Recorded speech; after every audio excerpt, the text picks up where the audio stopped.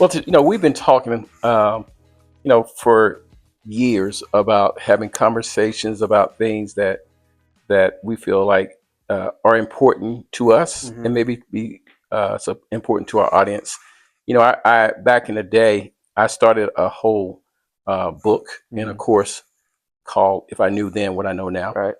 and that was really about reflection and really, looking back and thinking about things that we experience Hmm. and taking that experiential insight and bringing it forward to really make better decisions, Yeah. right? You and I have talked about that, and you thought it was a pretty good idea. So, what's your take on that whole concept of if I knew then what I know now? I like it a lot. I think we still need the book. Yeah, At some point, we're gonna hold them accountable in the book. But it's been a theme on my mind a lot this year, yeah, to be honest, because I've just been thinking about. I don't know if I told you, but I've been telling some of my other friends the theme that's been on my mind this year is just about connecting generations. yeah, Because I think a lot of times right now we don't have a lot of communication or interaction between generations. Especially, right, I know my generation. We use a lot of social media. We have influencers that we go to them for advice, right, but which is good. But a lot of times they're just like us, just yeah, a few years older. But I think there's value in having interactions with someone who's a few generations above or below you, whether they're related to you or not, because I think there's a lot of just wisdom share or mm. um, I mean, that's why I like the title, because I think a lot of problems can be avoided if that wisdom share happens. But when it doesn't happen, I think a lot of times we go through the same Yeah. struggles that we might not need to. Yeah, and when we talk about wisdom share, and when maybe the listeners are Mm, hearing you say wisdom, talk about wisdom share, they might have this notion, um, this notion that is that you're just talking about wisdom transferred from the older to the younger. But right. really, I think we need to really think about the reciprocity of both generations True. Yeah. giving to each other and depositing wisdom and Yeah. knowledge to one another. Maybe we can define it as wisdom when younger people go to older people, and but when we look at the reciprocity of younger people bringing value, we can call that you know, we can call that knowledge. Yeah.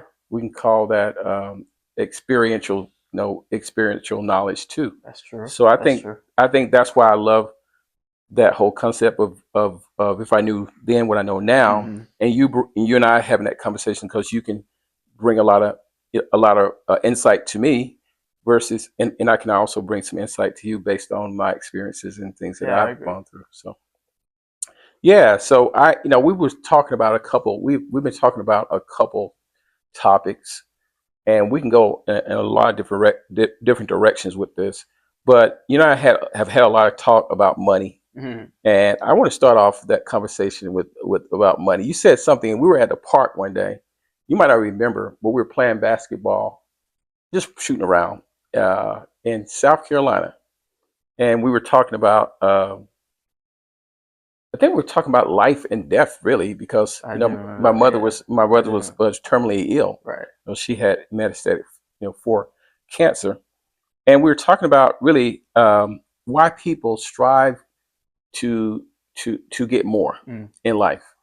And I think you said something really profound as a young man. You said, "Yeah, I think one of the motivators for people trying to get more and have more and buy more houses and have more money is really not about the things that Right. that's the surface, the things that they can get, Right. Right. that's surface stuff.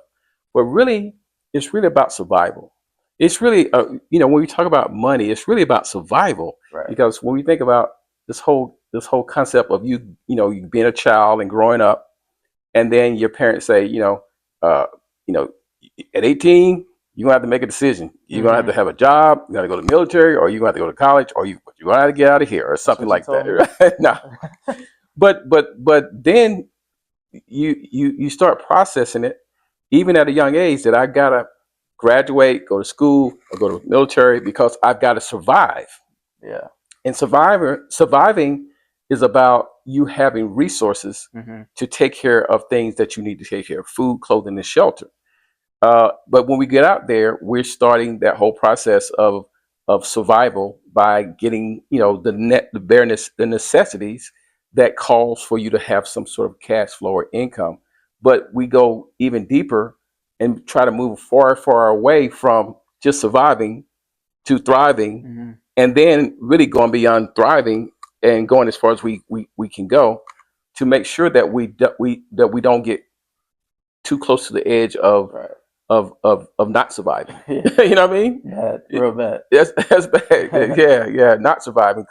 So when you think about people, living in big houses and driving big cars, really maybe the really deep emotional drive is, I don't want to get close to the edge of not surviving. What do Yeah. you think about Yeah. I think that's true. I think. I mean, I remember that conversation we it? had. I think, in a capitalistic society, survival sort of is the core rule. Is Yeah, that it's just about staying above water. I think yeah.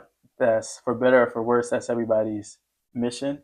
And Mm. like we talked about, sometimes I think uh, that can cause problems when in order for you to survive, you might have to make that capitalistic system might encourage some people to make decisions for their survival Mm. that aren't beneficial to other people's survival. Right. Like our survival should, in a good system, hopefully coincide and help each other. But as we've seen a lot, that's not always the case. Yeah. Um, but I think it's about finding how we can all survive and thrive together. But I think the tough thing is a lot of people don't really get to the point of thinking about how to thrive because Mm. they're so focused on needing to survive right now. So like we talked about, a Wow. lot of times people, they might deep down know that, okay, the best way for me to thrive long Mm-hmm. term is to, consistently save this money, Mm-hmm. invest this money Mm-hmm. in sound things and things Mm-hmm. for the long term. But in order to survive right now, I don't have a lot of money to put away for the next 5 years. I need to pay my bills today. Yeah. And then, I have a little bit left that I'm just risking to try to make it big or hit it big. So I think, I don't know, the thing I try to figure out now is, if you don't have a bunch of money or a bunch of resources, how can I position myself best Mm. to get out of the need of survival mode? Mm. So, like you said, if I'm young, it's like, can I get some more roommates? Can I move in with a family member or somebody to be able to say, like, okay, I can maybe not have to worry about this big expense of survival, and Yeah. I can make some money that I can put in thrive mode for the long term. So I think it's just figuring out how we ourselves or the people around us, our community, can best get in thrive mode and not be Yeah. stuck in It's needing to survival. just survive. Yeah. Yeah. And I think that's true. And so when I think about this whole thing about money, it is a it is a it is um, a way of moving as far away from not existing. I think the more we can insulate ourselves from the threat of not existing, the better in our minds. Well, So yeah, you know true, what I true. mean? Yeah, Yeah, yeah. yeah, Like, kind of. Well, I think we talked about that too that day. Is that I think a lot of things we do in life, whether it's like career progression yeah. Right. or stacking money, Yeah. or Stacking money. even sometimes dating and stuff, we do as a distraction from mortality, or like the fact Right. that this life isn't permanent. So it's Right. like we have to have some sort of distraction to engage ourselves. There's a lot of, Wow. I mean, because if you don't have a challenge or you don't have something to distract you, I think it's the reason that a lot of times people like to live fast and not want to sit down and think. Because I think a lot of times you sit down and Mm. think, reality of life can be a little Yeah. sad sometimes, where it's like, Yes. wow, what's the point if Right. I'm doing all of this and we all die at some point. So I Right. think we try to find distraction or meaning uh, from that mortality. Yeah. But I think that's why those situations, like you had mentioned with grandma, or if you have a family member that passes, it kind of slows things down because you really realize all this stuff is good for now and it matters. It does matter. But at Yeah. the end of the day, can't take those things with you. Or No. in those tough situations, that really doesn't matter. Yeah. If it, what really matters is, these people that you care about and just really enjoying the time you have with them Yeah. while you have it. Yeah. So I think what we're saying is that really death is the great equalizer. Yeah, yeah, You true. can thrive and go fast, and you can stack up money, and you can live in big mansions. But the great equalizer is that Yeah, is it's that something the everybody has reality, to face. that reality. Everybody has Yeah. to face. Yeah. And we start from, like I said, we start from a child learning how to get prepared to thrive, to survive. Mm-hmm. And Mm-hmm. all of our lives we're pushing towards that reality that we're not going to survive forever. We're pushing towards it all the time, but we're stacking and we're trying to I guess deny ourselves of the reality of that the great equalizer is going to Well, catch us. what's your opinion on that? As you've gotten older, do you feel It's a good like question. have you how do you deal with that normal fear of like life is impermanent? Yeah. Yeah. What have you learned about the impermanence of life, Yeah. Yeah, and how has that changed, I guess, from when you were that's a younger? great question, because, like I said, we're talking about what I knew, what I know, what I know now. Right. Yeah, that I wish I knew back then. I guess it was that the fact that life is faster than you think. The Mm. speed of life is faster than you think, and so I think it's really about really collecting things in your life that really matters, Right. or accumulating things that matter, not material things. Right. Right. Right. Not cars and houses and fancy things. Nothing wrong with that pursuit if people want that, because we all have different motivators. Mm-hmm. But just collecting things that that are really meaningful, that really matters. And I think what it has come down to, for me, to be is relationships, Right. family, relationships, experiences that we all have. Like, when you come into town, Mm-hmm. myself, you, and Carmen, and Carla, my wife, we get together and we have meaningful moments, Mm-hmm. and those are more important to me than a big Right. house or a fancy car. Those are the things that really make life worth living. And I think you would agree with that, because Definitely. those times we have together where we travel, go out of the country, or we just stay home and watch a movie and eat ice cream. Right. It's so powerful, Yeah. because that those moments are so rich, and that's what makes life meaningful. Of course, uh, my spiritual walk, Mm-hmm. with God, is something that really grounded me about, you know, how short this life really is, Mm-hmm. and how we shouldn't really get so anxious about things that we're trying to pursue. Right. You and I talked about that, jobs, cars, people, and I think you and I are sort of similar. Like, people are like, aren't you excited? You getting ready to do this? You getting ready to get this new car? You getting ready to get this new?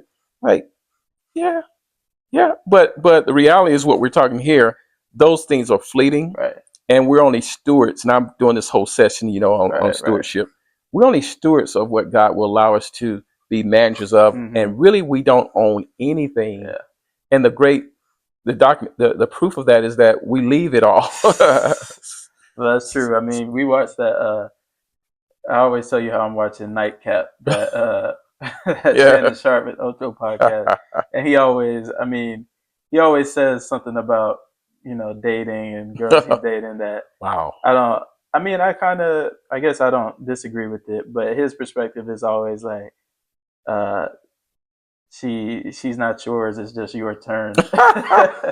And I think whenever he says, I always think about, things in life, but sometimes people too. Like a lot of times, the people or the friends we have, we think of them as like Wow. ours, Wow. or That's true. like this is my house or my shoes, and it's like it's not really yours. It's just your turn to have it now. But Wow. who's to say it's Yeah. There's not a house built that a person kept in perpetuity. Yeah, no. Not a car that people drive that they will keep in Yeah. perpetuity. And that comes, that gets to the point of what is money. We're having a Mhm. subject on money. What is money? Because money is really a concept when you Yeah. think about it, and it's really a means of exchange, right? Mhm. And and people are people who have quote unquote quote millions and billions of dollars are really people who have enough influence to have things happen, to have exchange happen on a higher level. Yeah. Exchange happens on a higher level, but who could go into a bank and say, "I got $1 billion. Could I get that?" Yeah, no. Nobody. Nobody's going to walk into a bank and get $1 billion. We understand how banking works, Yeah. right?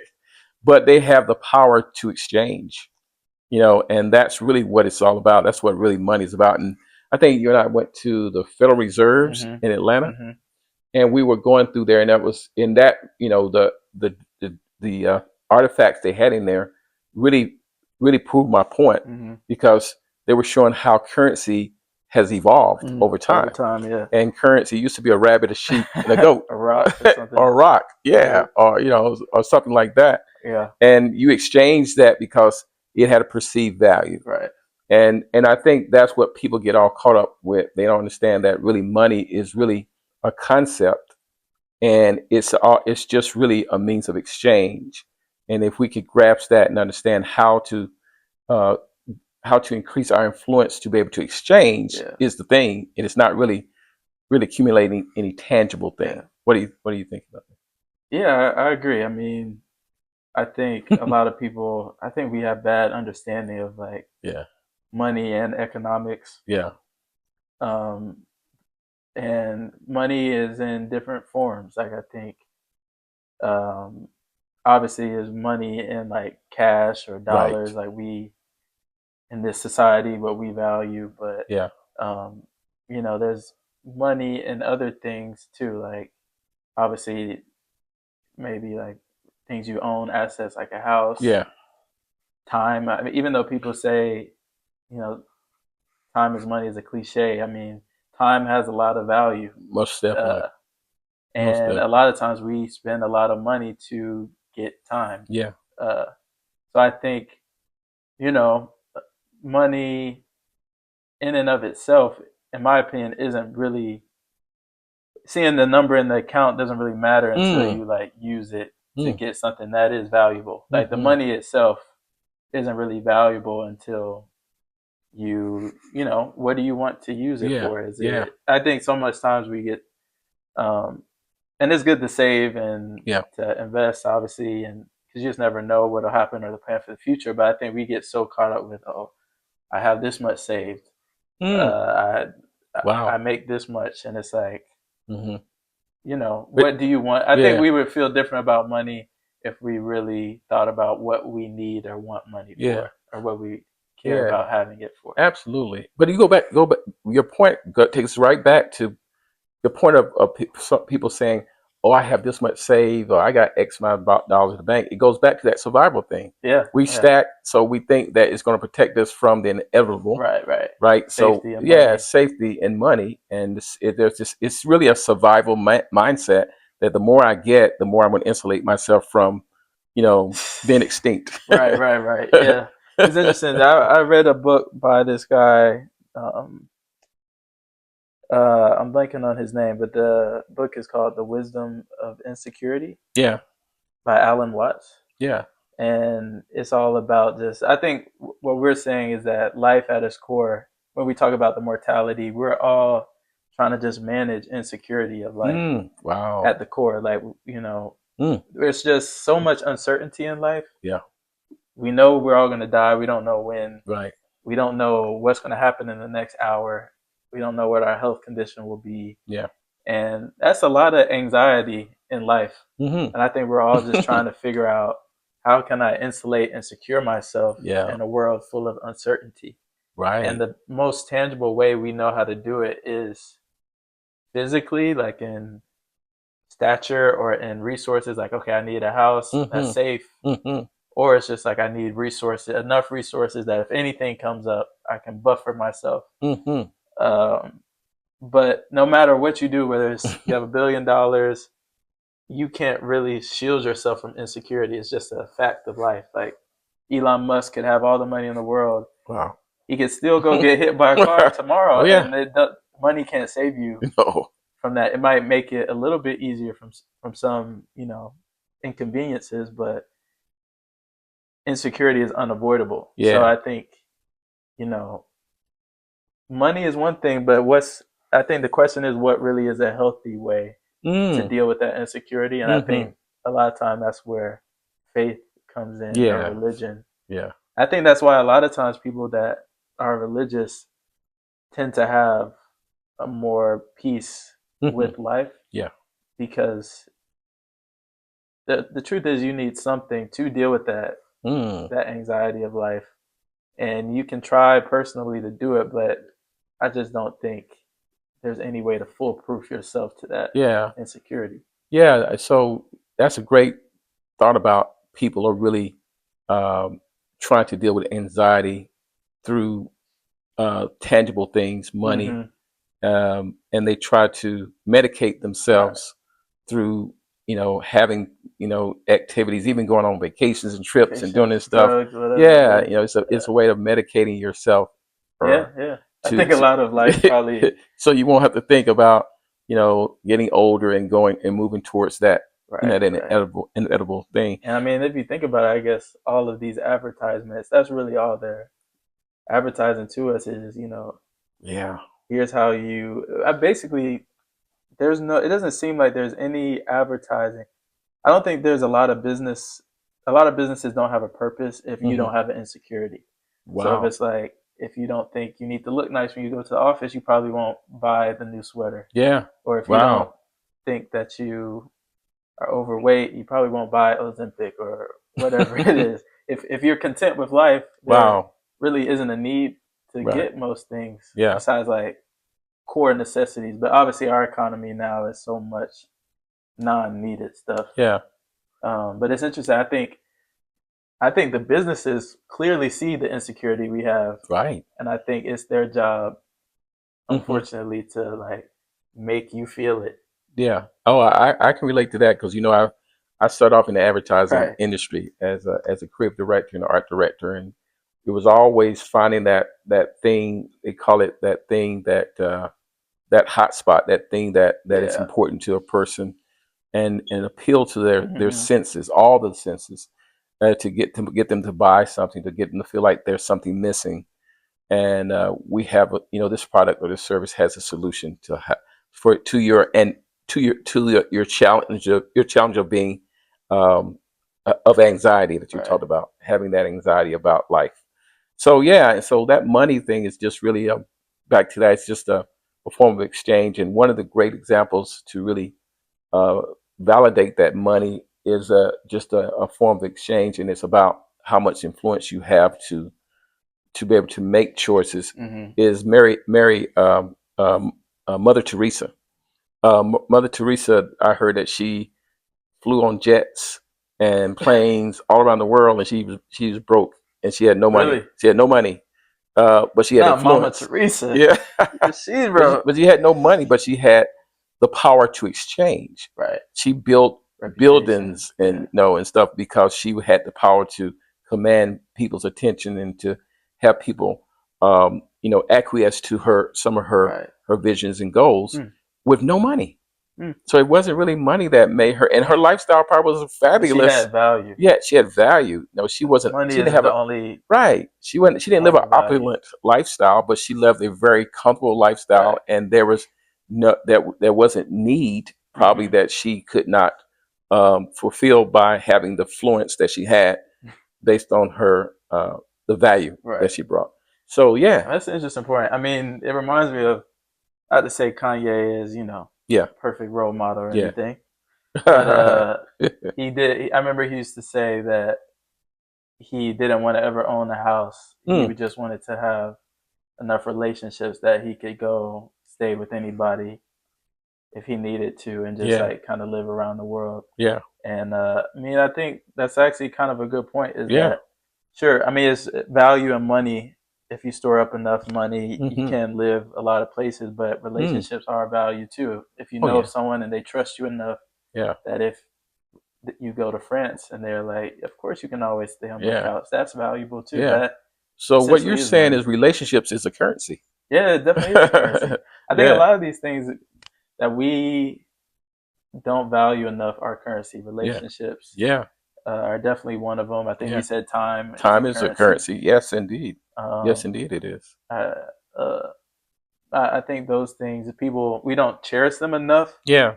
as currency, and we don't seek them out and develop them as much as we try Yeah. to develop our Yeah. bank accounts. Yeah. But it definitely is a currency. I think anybody in tough situations or that's ever needed a job or something can vouch that Yeah. there's value when you had something come up and you Sure. might not have the money, Yeah. but you know someone Yeah. or some people that trust you enough that would give you some money or Yeah. help you out. Yeah. I've been out to invited to fancy dinners and, prepared to pay. And then all of a sudden Put I that found, card down. put your card away, because the Right, right. relationships, relationship became a For currency. sure. Right. So that's really powerful. So this money thing is, if I knew then what I know now about Mm-hmm. money, I would really wish I understood what we're talking about a Right. little bit more deeper. And I would not focus on just trying to push and try to chase money, Mm. but to really understand that currency comes in all different forms, Right, right, and it comes in, like you said, in building relationships.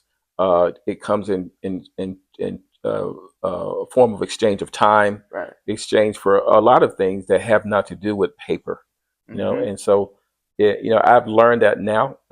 Sometimes I do things that I probably wouldn't do with my own money. Like, there was a couple of friends that I had who invited me to, a Braves, Hawks game, Mm-hmm. where we sat on the front row, Right. right? In these $30,000 tickets, I didn't pay for it, No. but because what my currency was the relationship, Right, right. right?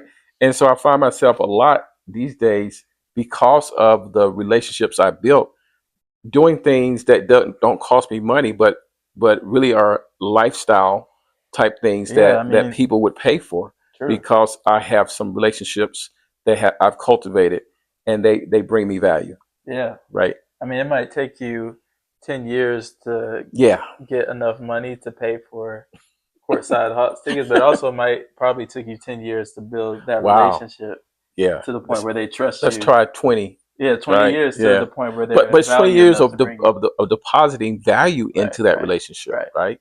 And And I'm so sure money yeah, is involved all yeah. throughout that. Yeah, it's like making deposits like you would make at the bank, but you make deposits into relationships, Yeah, that's a and good it point. comes back to you Yeah. in certain ways, in certain forms. So, what would you say? You would want to know about money, because that's what I'm saying. It's more of a.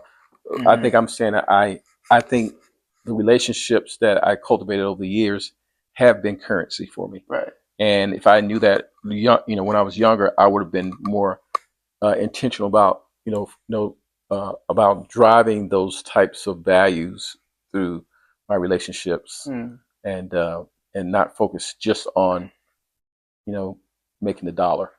You know?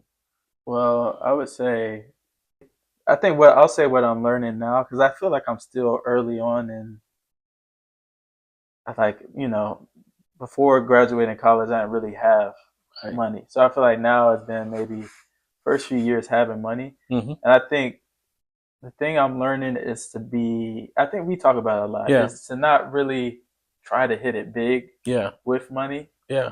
and to be more consistent. I think that's what I'm learning Huh. with everything. Not hit it big, but be more. Consistent with building to something. Because I think right now, I mean, we talk about with my generation, but we also talk about with Hmm. some people in your generation. Hmm. Right now, during tougher financial times, Yeah. everybody is just in survival mode. Like they're trying to hit it big fast. Yeah. We talked about that. Hmm. And I think social media plays a factor where we see people hit it fast sometimes. I think you see people of Yeah. like, I did this and I won big, or Content creators yeah, doing yeah, making millions content, all overnight. this stuff, streaming, whatever it may be. But I think I just think there's also some fundamentally true laws of life, Yes. and Yes. I think that one of those is that you can't really cheat Mm. life a lot of times. Yeah. And sure, I think there's times you can hit it big, but I think it's if we're talking probability wise, I think it's Mm. better for you not to try to hit it big, Mm. but to just say, you know what, here's my goal that Yeah. I want to hit over the long term, and let me just do small steps every day that can get to that. Yeah. I think a lot of the great people we see in just different crafts are people that focus on just getting a little bit better every day. You know, Yeah. if it's a great musician, Yeah. if it's like a really good speaker, whatever it, a really good, piano player, Mm-hmm. they didn't just, you can't cheat that, right? Like you Right. can't just get really good randomly one day. It's, they practice a little bit every day and they Yeah. stay consistent. And I feel like right now, that's the thing I want to learn more. I think I'm realizing how important discipline Mm-hmm. and consistency Yeah. are in every part of my life. Whether it's if you want to be fit, you Mm. can't just work out once a month really hard Mm-hmm. and think that's going to do it. Right. Consistency matters, discipline matters.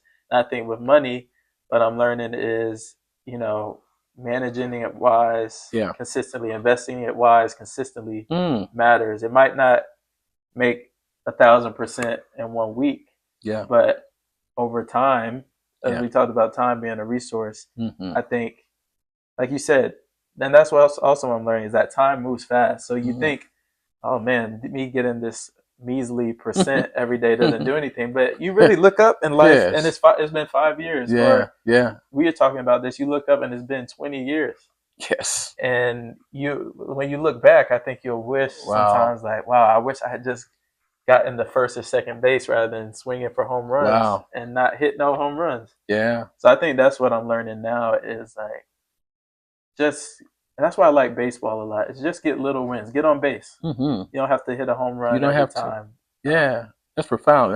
One of my favorite scriptures I always talk about is your point is that you reap what you sow. Right. That's an agricultural concept, as that is a law Right. that you never Right. saw any you never see anyone sow an apple seed and get an orange, or, Right. or Right. or vice versa. You're going to reap what you sow. Mm-hmm. So that concept of sowing and reaping takes time. Mm-hmm. You plant a seed in the ground. You can't just plant it and then stand over the seed and say, okay, I don't see any corn. you know it takes weeks and months for Mm-hmm. that to manifest itself, and that's the natural way, Right. the natural progression of things happening. So I think when people defy the natural progression of things, sometimes those perceived success, or that success is short lived. Mm-hmm. It doesn't. It's not sustainable, and somehow, some way, it just doesn't. Yeah. It doesn't. It doesn't.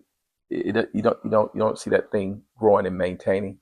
So yeah, I'm glad you talked about that. Let's talk about something that you and I have talked about too, that has really been a topic of conversation, not with just you and I, but Uh-huh. dating. Mm. It's changed, and if I knew then what I know now, is an interesting topic to think about when we talk about dating. Yeah. Uh, so what's your take, or do you want me to talk a little bit about if I knew then what I know now? Let's well, one, how what do you see from, if you could look at my generation Yeah. and describe Hmm. generally, I know we Yeah. only talk, Yeah. you probably don't talk to a lot of other people from my generation about their experiences, but Yeah. how would you describe what you see in the dating world right now, and Yeah. how would you compare it to what was different, I guess, Yeah. when you were Yeah, I think dating? it goes back to some of the things you and I have talked about. Is that there's a lot more pressure. It seems like on your generation uh, to accelerate, quote unquote, a level of success Mm, that you feel like you need to acquire before you actually get to some serious something serious. yeah, something serious. Yeah. But versus when I was dating, it seems that our generation uh, was comfortable with two individuals coming together and having nothing much, Right. and just saying, okay, let's let's Figure it let's out. let's yeah, let's come together and let's figure it out. Right. And it seemed to me that that worked. Mm. It seemed to me that that worked because we're talking about now today. There's all this talk about your generation might not have the same quality of life that the generations before them had. How could that be when our generation started off with nothing? Interesting. So yeah, your mom and me, we started off, right out of college, and we had nothing. We had this little, these little first time jobs paying hardly nothing. We had a beat up Volkswagen Beetle, dents in both sides, and we lived in a little apartment with bugs in it, and we barely had enough to pay the rent. Right. But we came up from there, and we put our extra little money together and start building up this foundation, and had a vision, and that vision became a reality on all levels. I think for Carl and I, we experienced a lifestyle that most probably might not. And so, how do you do that from just where you are? It takes faith. It takes uh, it takes faith, yeah, and I think it takes um, trust, and it takes us really saying, "Look, we're going to be happy wherever we are, whatever financial state. We're not. We don't have to get to a milestone to say, okay, now we're ready to get married or we're ready to commit. Let's just go. If that relationship is built on something more than just success and optics of how successful we are. So, good point. How's that different today in your generation? Yeah, I think you got to find a person that matches your feelings about that. Right. Because I don't know. I think right now our generation, I think generations before us, you started to have more media. Mm-hmm. You have more TV, Yeah. reality TV, Yeah. and so I think you see more images of people around your age living good, like having a nice house. You see people on TV shows having nice lifestyle goals, type of thing. Yeah. And then I think with our generation, it goes a step further with social media, where you see a lot of these people, these influencers, or you get a little bit more of a glimpse into people's relationship, a fake glimpse. A fake. But I mean, social media, obviously, most people are going to show you the bad. Like, it's social media, people post the good stuff. Yeah. So I think, which is good, I think it shows you like what's possible in life, but it doesn't show you a lot. You miss out on a lot of reality. And I think as a result, we just get so used to coveting a lot of what people have, of like not just physically what they have, like possessions, but also the lifestyle that they have. Yeah. Of like, wow, that couple, it looks like they're secure. It looks like they are enjoying traveling, all of this stuff. And so that's in your mind. I think that's in their mind, maybe for men and women when dating. Um, I won't speak for women, but I think that you kind of envision a certain life earlier than you guys may have envisioned, of just being secure, having it all figured out early. So I think there's a lot of comparison that messes things up. Comparison. I think if it wasn't there, you might just be happy of like, what?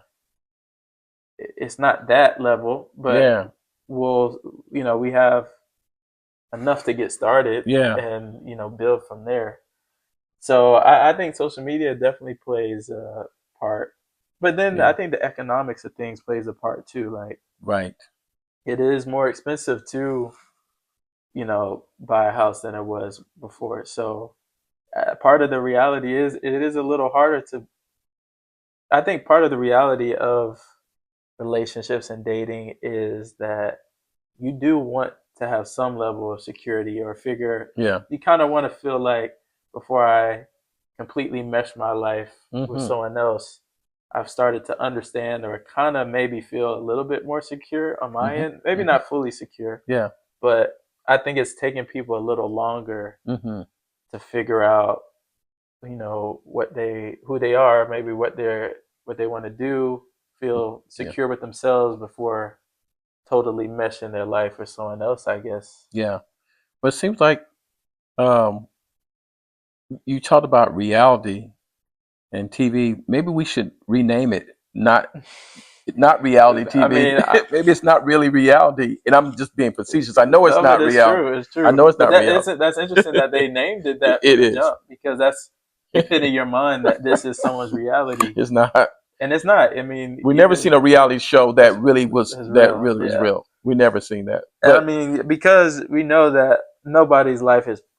I mean, they nobody's life is. nobody dresses like that. You wake up and The there's a housewives of yeah, these cities. yeah, Nobody dresses. Nobody has time to be sitting there drinking wine and pouring wine on each right, other right, every right, day right, and just doing the most and going on trips and vacations. right, That's not reality. right.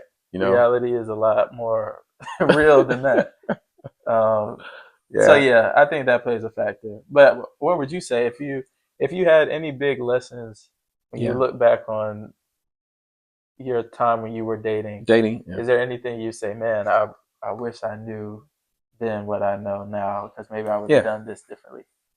Yeah, that's a good question. I think the dating experience that we had was pretty good. I'll answer it two ways. One is that I think when Carla and I, your mom and I Hmm. were dating, we were, you and I talked about this. I think you and I and your sister, we talked about had things that in common Hmm. that really helped uh, to strengthen the relationship as we were getting to know each other. Okay.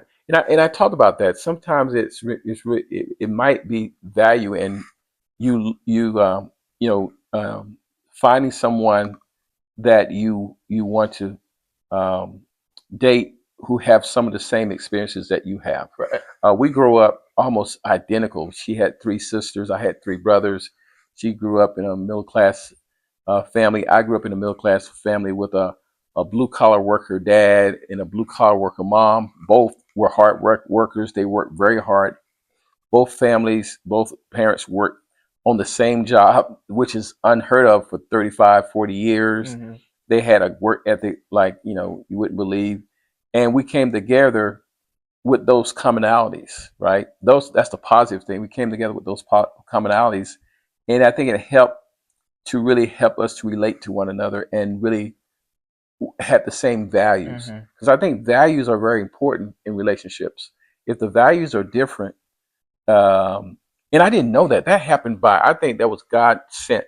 Hmm. It was God breathed that we met each other after we both have had relationships that were catastrophic.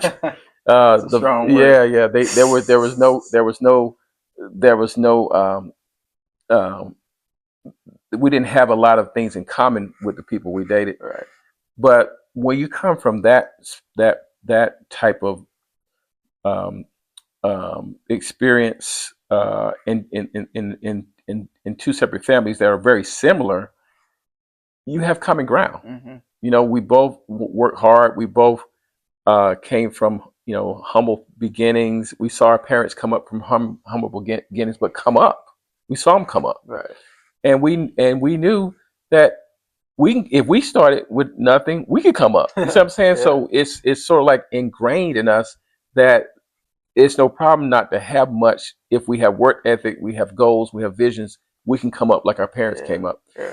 Now, what I've seen and I've learned over the time when we talk about if I knew then what I know now is that I believe that every 10 years or so, you become a different version of yourself. Mm. Interesting. Yeah, and you become a different version of yourself. And I think that's what young people have to really understand. You're not going to be the same person cognitively and experientially that you are today 10 years from now. Hmm. You're going to accumulate a lot of other experiences, and those experiences shape you. It shape your thoughts and your perception of how the world works and how things work, and really what becomes more valuable to you. Yeah. You start setting things aside that are not as valuable, and you start reevaluating what's meaningful probably every 10 years. Fair. And so when you're 30, your values might change. When you're 40, they definitely change. When you're 50, the values change. 60. So that's what I think I would say to you that think about that your values will change over time based on your experiences. And just kind of think about that as it relates to your spouse. Their values change too. Mm-hmm. They change into another version of themselves every 10 years. I think the most important thing is that if we both couples know, if both parties know that, the goal is to change and grow together, right? Grow It's not together. nothing wrong with changing. Nothing wrong with changing, but just don't leave one another behind as you evolve in your thinking, in your values. I think that's Okay. how we have splits and divorces because Mm. one person might change in a different direction. They change, but they don't grow together. You know. Mm-hmm. Do you think sometimes? I mean, I could see how that could be difficult too, because like Yes. you said, you, I don't know, it's tough because I think you get in a relationship with someone Yeah. at a certain stage of life, Hmm. and I think sometimes kind of people maybe fall in love with that person rather Mm. than like Mm. the core of the person, maybe. Because I think that Wow. person, obviously, like I'm 26 now. Yeah. The person I am now, I probably, hopefully, won't. That'll Hmm. be different when I'm Yeah. 36. Yeah. But I would think that there's something at the core, hopefully, that's still me. Still Jordan. Just And I always. Yeah. think if I don't know, my guess would be if you fall in love with that person, you fall in love with them through their development too, That's right. and be a little bit open minded and patient with it. Obviously, there's limits. Yeah. I think you're absolutely right. I think the core of a person doesn't change unless something drastically happens in their Something life. big, yeah. We've seen things drastically happen to people where they actually change for the better, and maybe sometimes for the worse. But the core, you're right, the change. But I think that's a really good point, and I think if a couples stay connected, uh, the growth that both will experience will enhance the relationship and Mm. not Mm, that's a good point. challenge it. I think it'll enhance it. So I think Carl and I have definitely both grown.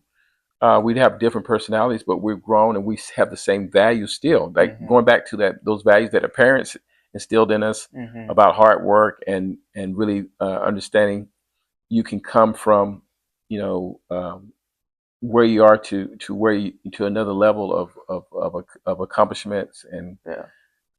quality of life is something that we both believe Yeah. and we still believe. And I think those core things that you talk about that make up a person, they're still there in Carla. They're still there in me. Mm-hmm. And that's the things that's what you fall in love with. That's the Yeah. core. That's the who you fall in love. The core person, knowing that that's the core person that's never really going um, to evolve, or I mean not evolve, but change to a place where you feel like I don't know who you are. I think I don't know. With some of my friends, Yeah. I worry about that a little bit because Yeah. I agree with what you're saying. And I mean, if I'm being honest, even with myself, I Yeah. worry about that sometimes Yeah. because I think even more so, I think always, but even more so in my generation, I Yeah. think we tend to fall in love with the things of a person that no undoubtedly are going to change, Okay. Like, give me an example. That's a like good point. their Oh, looks most or definitely. their body or their Oh yeah. financial Oh yeah. status Yeah. even. Yeah. And so I think Yeah. That's bad. yeah, yeah, That's bad. because I think I mean obviously looks is it's not something you completely disregard because it's No. important. You No. want to be with someone I'm sure that you're You attracted want to. it? Yeah. Yeah. But I just think when you prioritize that first, that's something of all the things Yeah. like we talked about the mortality, Yeah. inevitability of Yeah. life. Yeah. That's going to change. It's They're going to never. change. They can Most fight it definitely. as much as they want to. It's going to change. They're not always going to look like that. Yeah. So it's like, But that seemed to be the thing that people lead with, and especially, and I have to say it, especially women sometimes when you I look have to at, say, I have to say it because it's all about the butt. It's all yeah. about the shape. It's all about, Well, you're saying for them, but so you're saying, that's the well, thing that they use to to attract. attract, Well, attract people. in their fairness, I think a lot of the guys I know, that's the thing we latch on to too Right. fast. Too fast. Because I think, especially now with social media, I think that's the attention catcher. And Yeah. I think this is the same for women too. I think of course they see someone, a dude they think is attractive. Yeah. That's the attention catcher. But what I've heard from women, whether they mean it or not, a lot of times they'll say, "I care about looks," but women seem to act like they care about other Yeah. things more. Yeah. Like that other things, the intangibles would hold more weight Hmm. over the looks. And I see that with women Yeah. sometimes. I do too. I do think with guys, I think biologically or whatever it may be, uh, looks is so much of the focus Yeah. that we see the looks and we sort of glaze over the other things if the looks are there. Hmm. But if the looks aren't there, we don't give the other things even a chance. Yeah. I agree with that. Yeah, I think women do that better. I think women do. They're sincere in their their um their conversations about, hey, I like a handsome man or whatever, but I, I look deeper into things that are more sustainable, that really uh, that really leads me to really say that I do really want to Mm. spend the rest of my life with this person. I think they do that better than men. And like we said Young, though, young, we talked about this before. I yeah, think women sometimes it takes them a while to get to that too. yeah, I think yeah. early on, at least what I've Oh yeah, seen we talked about that. is early on in the 20s. I think Yes, it yes, is a lot more yeah, yeah. We talked about that. attractive. Who is attractive? Yes, yes, yes, Who is popular and yes, in this environment or yeah, has the money. yeah, But it seems like later on, yes, mid 20s and after, yeah, a lot of the intangibles matter a lot more to them. yes. I agree with that 100%. Um, which I don't know what the case is with men. I think even a lot of the I don't know. I think no matter the age of men I think about, I think the looks for a lot of them is still a heavy anchor. Yeah, And yeah. I think a lot of it, even I talked to some of my friends, and it's a lot of it. I think is just social pressure that Mm-hmm. you know I think she's attractive, but I also want to Mm. know that my friends or Think she's people think they're attractive. attractive because I I w- see her yeah, as a showpiece. a Yeah, more reflection of so. me. It says Yeah, something yeah. about how I feel about myself. Ah, So I think, and I'm sure girls have that aspect to it a lot too, but it seems like guys have that very heavily in mm-hmm. terms of I need a bad girl because that's gonna Make me. signal how other people see me. Yes, yes. A reflection of me. Yeah, Yeah, type. yeah, yeah. So that's a shallow way of making a decision about who you want to spend your rest of your life Probably. with. I mean, because those people at the end of the day, they're not in your house Right. building your relationship And with you. that's not. And when the things get tough, that's not going to be It things doesn't that's hold going to weight. help. Yeah, it'll pull a whole lot of weight when Yeah. things get tough in life. That's not going to be the differential maker of if you're going to be able to get through things, get through Hmm. challenges, overcome things. There could be a plethora of things that happen in your life that really you're really going to need somebody who's not just pretty. With somebody who has character, who actually has have be able to have the resilience to go through life with together. For sure. And um, so that's interesting. So what about yourself? What are you? What side of that ledger do you fall on? Is it in the middle that you like that there has to be someone that's attractive to you and to those around you, or do you not use that as criteria? I Uh, I try not to use the people around me as a criteria. The thing yeah, I care about with the people around me, yeah. I've never really. I have friends that have often asked me when they're dating a girl, "What do you think about her? Do you think she's pretty?" I Really, won't say any really. names, but yeah, I What have some friends that will do you ask think me. about it? That's amazing. I've I've never been the type of person Yeah, that asks that, yeah. and honestly, I've never really been the type of person that I'm usually more the type of person I know how I feel about something. So if it's a Yeah, job or yeah, yeah, something, I don't really ask people yeah. That's that like, introversion yeah, temperament, right, personality that we have that we don't really need outside validation. right, Yeah, yeah, right. Even maybe, yeah, even with like clothes or something, I right. rarely ask like, Yeah, "Do you think this looks cool?" right. It's more so I either like it or I feel Yes. like I have a good meter of understanding Yeah. how other people feel about it without me asking them. Absolutely. But I do ask them sometimes, like, I might not ask them, but I do care to see what they think about the person. Mm-hmm. So, Sure. Sure. like, Sure.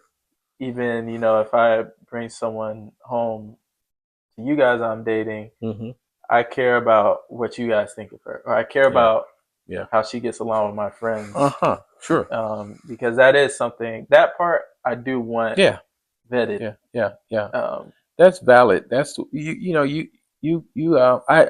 I dated a young lady before I married your mom, and she would come over to the apartment, and I had two roommates, so she was around them, yeah. around them a lot, and my roommate's girlfriend became his wife, so we all were in that. My two roommates and his wife were in Mm-hmm. that apartment, so they got to observe her. So it was a woman observing her, my roommate's wife, and the Mm-hmm. two roommates, and Right. so one of my and we were really really close. My roommates, we got along really well. And one day, I was talking to him. He's like, "Man, I don't think she's really for you." Now, when Yeah. your roommate, and he's a good guy. I mean, Mm-hmm. they all are good guys, and when your roommate says that to you, I think it's time to pay You got to attention. pay attention. You Yeah, got to and I pay was like, attention. why would you say that, man? Like, Sometimes you fight it in the moment. I'll be honest. Like, sometimes you want to, you don't know her like I know her, right, this sort that of thing. thing. But, Yeah, and sometimes maybe that's the case, but I do think you have to be humble enough to listen and yeah, pay yeah. attention. But the thing about it is, sometimes like I quickly start reflecting about things that I noticed Right. that validated what he said, even though I didn't want to hear it. But like, man, I don't know. I don't think she's probably not right for you. It's Like, tough. obviously, you've seen something That's or tough. something that has Yeah. occurred that really that you don't, you can say. I think he really wanted to say, I know she's not. So you value those people's perspective, because I also have Yeah, some friends that's where good. they kind Oh, of they don't really want to mix, getting other people's yeah, opinions of the yeah, person, yeah, or they feel like the person they're dating might be like, oh, yeah, why are you getting your yeah. friends in our relationship? That's if I knew then what I know now. So if I knew then what I know now, I would have validated. I would appreciate his evaluation more, Mm. and I Because would you, and also this is because you yeah, knew you yes, knew it was coming from a good place, yes, like someone that yes, understood you, yeah, and he wasn't just saying it off yeah, of. yeah, yeah, yeah. He was married, and he was settled, and we both were faith we had our own faith, Mm-hmm. and so I thought I knew he was coming from a good place, but I wasn't ready to hear that, because I really liked her, and I thought that I was going to make it work. And Yeah. if I knew then what I know now, sometimes people tell you things, Mm. and um, you have to really listen for what's said and what's unsaid. There was a lot he probably could have said. Mm. They didn't say. Fair. I didn't want to hear it because I didn't ask him. Like, what? Like the comedian that we always talk about. What do you mean by that? What do you mean by Drewski. that? Drewski always says, "What do you mean by that?" So no, I didn't ask him what he meant by that. I just Yeah. said, "Okay," and then left it long. And then a few months later, it was revealed to me that he was absolutely right. You know what? Uh, That's a good. I think that's even a. If I knew then what I know now, for me is yeah, that sometimes I think you can't be afraid for your bubble to get popped, or like yeah, your dream to yeah, get, yeah. because I think we have this idea of something, we're like, don't touch it, I want it to be Right. perfect. Yeah. But sometimes you need it to get exposed, Yeah. because it's better for that to happen now Most definitely. than you marry that lady and Ooh, then it'd been a disaster. you see why it probably wouldn't have good. So yeah, I've seen that a lot too, where me or my friends, I've definitely have in my personal life where it's like you try to idealize a situation. It's like, no, it's fine. Yeah. Like, it's perfect. You don't want to see the faults. You Right. try to ignore the faults. Yeah. But I think what you said is true. Like, pay attention, Pay attention. listen to the signs. Mm-hmm. Mm-hmm. And when you think you all fall in love, then you start love is blind. Love is You start losing that's true. Yeah, your senses, and you lose all sense of reality yeah. sometimes. And I think that's where the sometimes, friends can be helpful. right, they can Yeah, shake you back to bring you back to reality. yeah. And I really appreciate it. And then, so if I had to talk to my buddy Byron, and he came to my birthday party. I think you Right, met him. right. Yeah, Yeah, to talk. yeah. I remember. I really need to thank him for Wow, for that first revelation. your life would be very different. Oh no, I would I'm certain I would be divorced. I'm certain. I'm certain. I mean, without a shadow of doubt, I would have definitely been Wow, divorced wow. based on, how I saw her life end, not end, but how I saw her life evolved, and R.P. to that I woman. hope her life hadn't ended, but I don't wish no ill feelings on the young lady, but no, it would never have never have worked for me, and it would be a That's disaster. interesting. You probably would be in jail or something. Thanks, Byron.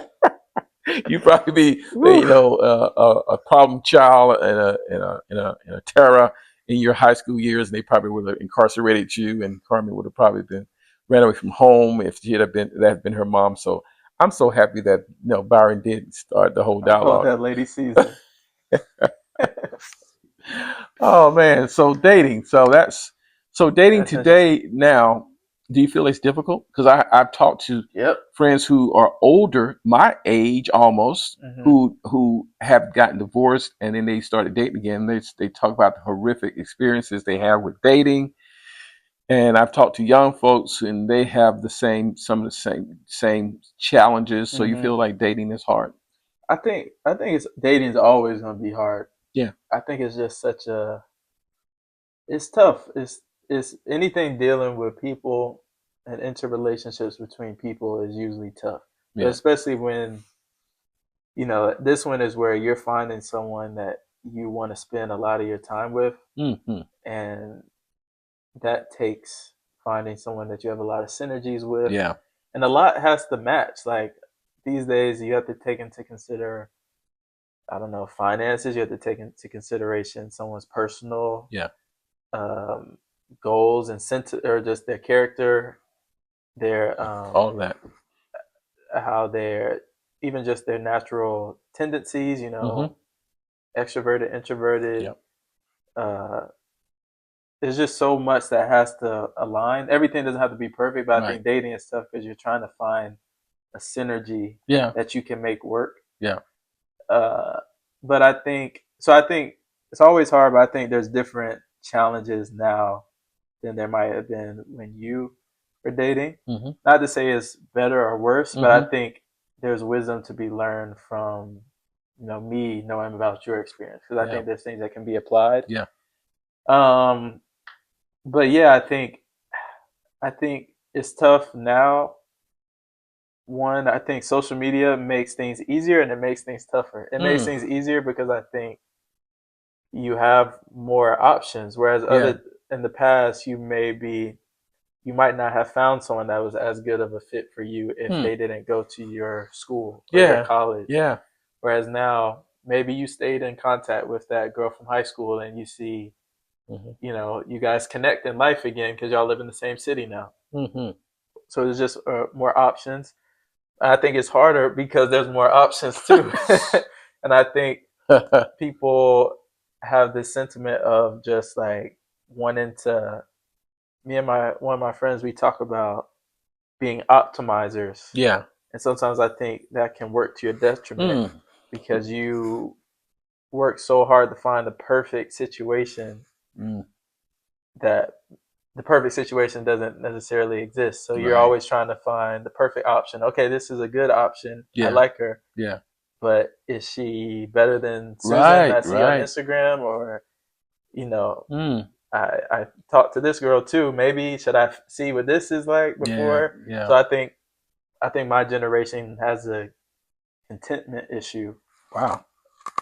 Yeah. especially where it's just Wow. harder to settle down and be happy when you see so much Yeah. There's possibility so many and options. excitement. Hmm. Yeah. I think that's one of the things, but I think there's a lot of other issues that make it difficult. We talked about just with social media. I think there's higher expectations for dating. Yeah.